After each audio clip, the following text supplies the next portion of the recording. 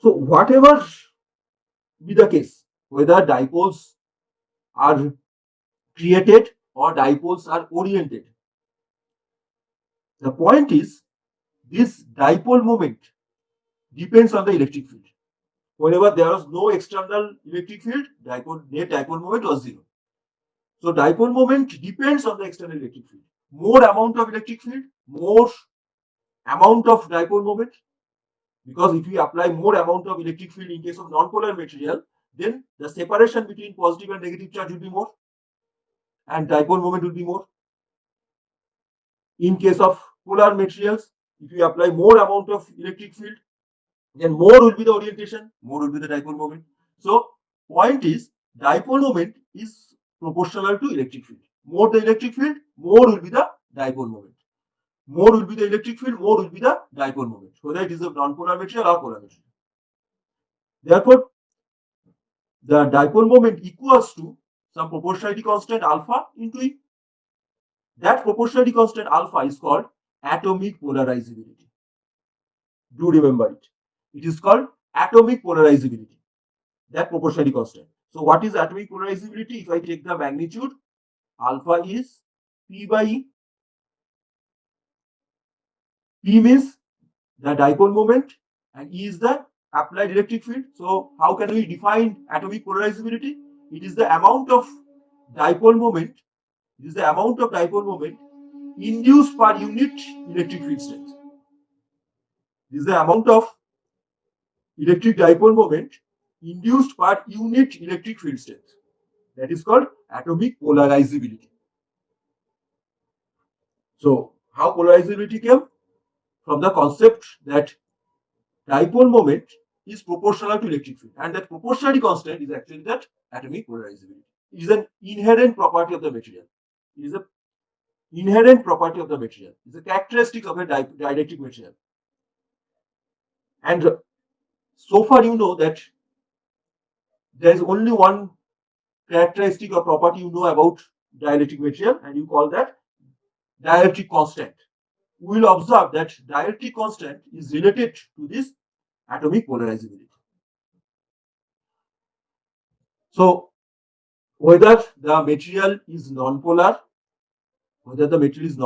or polar, whenever this material is placed in an electric field, then either dipoles are created and aligned in case of non-polar, or dipoles are oriented in case of polar in the direction of the field. And this process, when dipoles are created and aligned or dipoles are oriented in the direction of the field, then the material is said to be polarized. So at the beginning I said that dielectric materials are those materials which have the ability to get polarized under the application of external field. When external field is applied to this particular type of materials called dielectric materials, they have the ability to get polarized. So you observe now how they are polarized.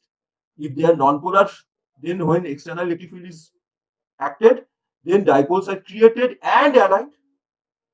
Whereas if the materials are polar, then already you have the dipoles, but these dipoles are now oriented in the direction of the external field.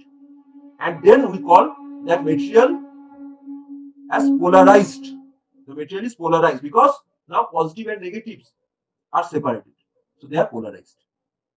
Positive charged and negative charged are separated for each molecule. So the material is called polarized. So whatever be the situation, whether it is non-polar or polar, when a electric field is applied to them, then the material is ultimately gets polarized. And under that case, the total dipole moment induced per unit volume is called polarization. It is a vector quantity.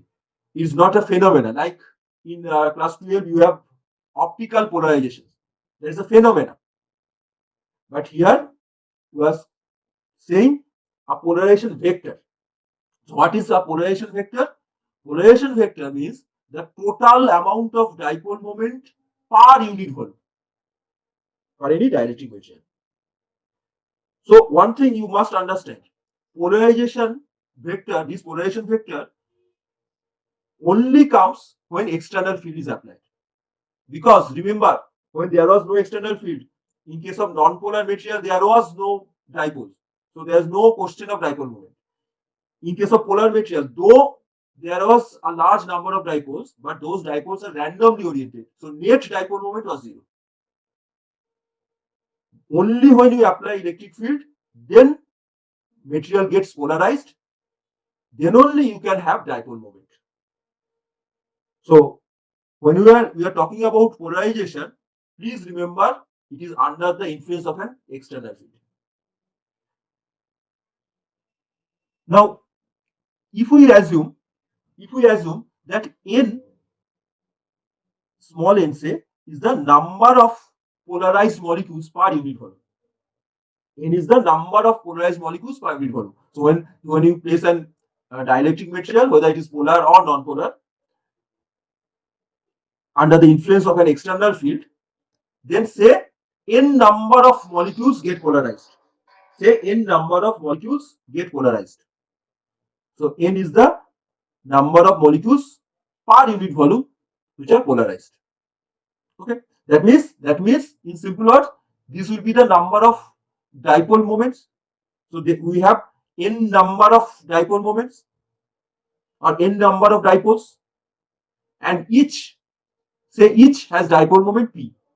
There are n number of dipole moments or n number of dipoles per unit volume, and each dipole has a dipole moment of p.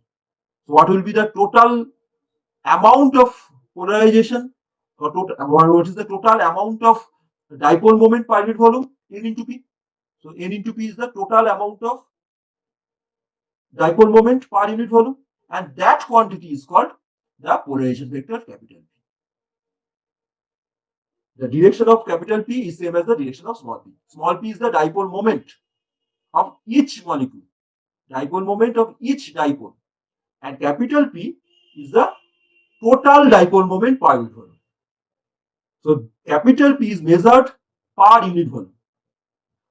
So what we say, that polarization vector P, capital P, is the product of number of dipoles per unit volume and dipole moment of each.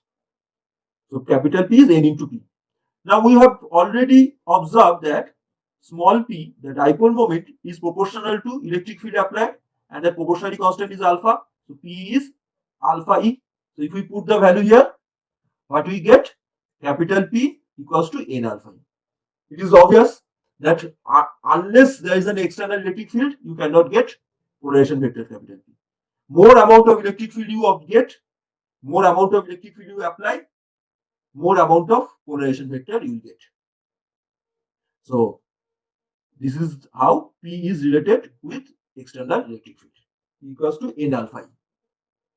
Now at the beginning also I said that dielectrics are those materials which do not possess any free charges. Dielectrics are those materials which do not have any free charges. They are only bound charges because they are basically insulators. And insulators, you know, they do not carry electricity or heat because they do not have any free charges. Now, whenever we talk about bound charges means the charges which are bound within the material. That means these are positive and negative charges. If you think of an atom, if it is under the influence of an electric field, we know positive and negative charges are slightly separated from each other.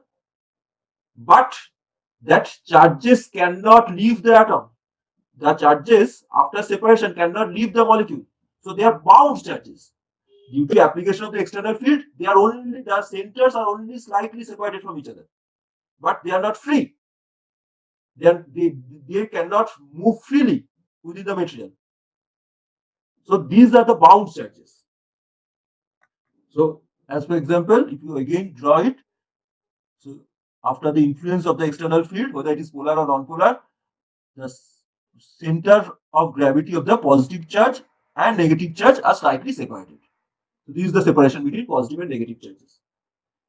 So this, this is negative, this one is positive. So now you can think this is negative, this is say positive, negative, positive. So they constitute a dipole. But what about these charges, these negative and positive charges? Are they free? No. They are still within the molecule, they are still within the atom. They are not free to move.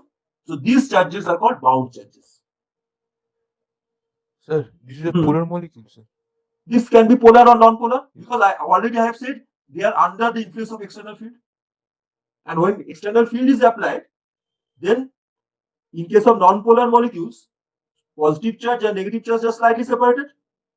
In case of polar molecules, they are already separated. Now they are oriented in the direction of the electric field.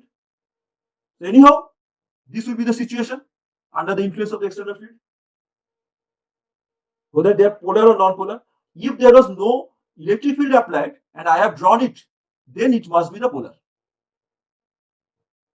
But since I have already specified that it is under the influence of an external electric field, it can be polar or non-polar, doesn't matter, because ultimately due to this electric field, positive and negative charges will be separated from each other and they are aligned in the direction of the electric field.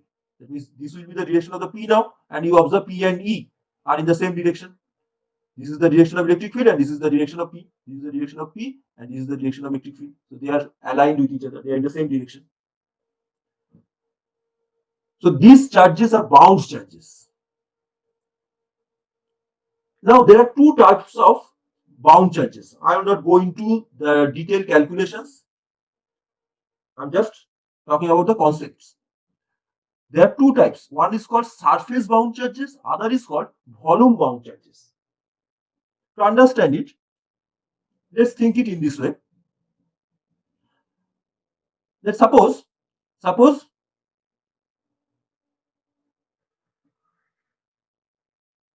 this is your bulk material. This is your bulk material. This is your all the dielectric materials, all the gas is present within it. Now an electric field is applied, and this is think of a sphere. Think of a football. Think of a hollow sphere, just like a football. Now an electric field is applied in such a way that the direction of the electric field is radially outward. Radially outward. That means electric field is acting from the center. The electric field is acting from the center towards the outside. This is the direction of the electric field. Say.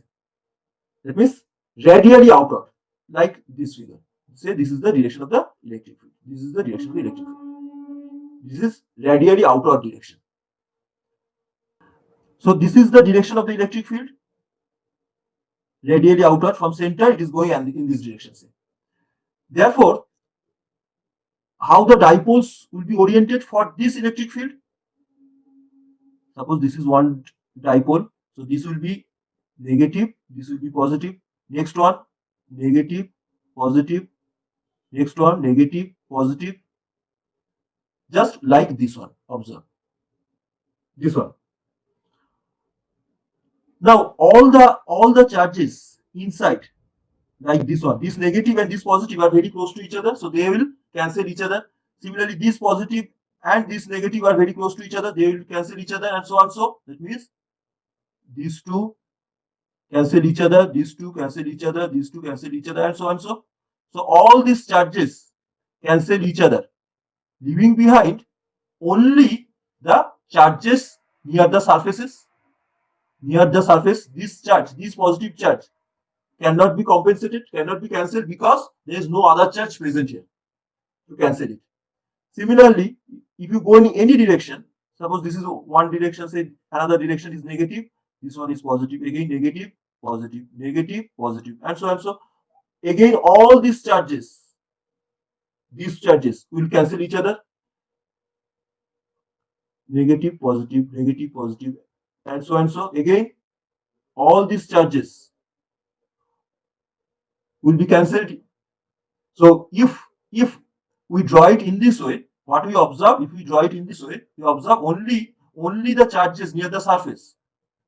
Only these two charges near the surface actually exist. All the other charges cancel each other.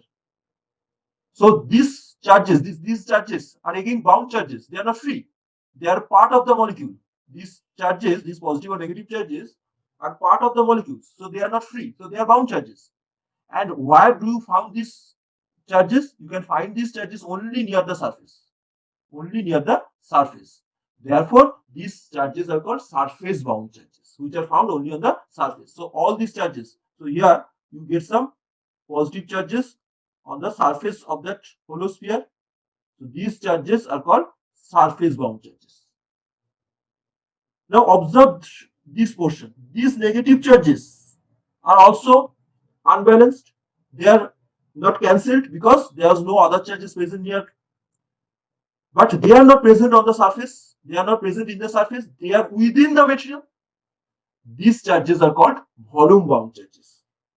So simple, from the name you can understand now, the surface bound charges are those bound charges which are observed only near the surface, and volume bound charges are those bound charges which are found within the material. These are called volume bound charges.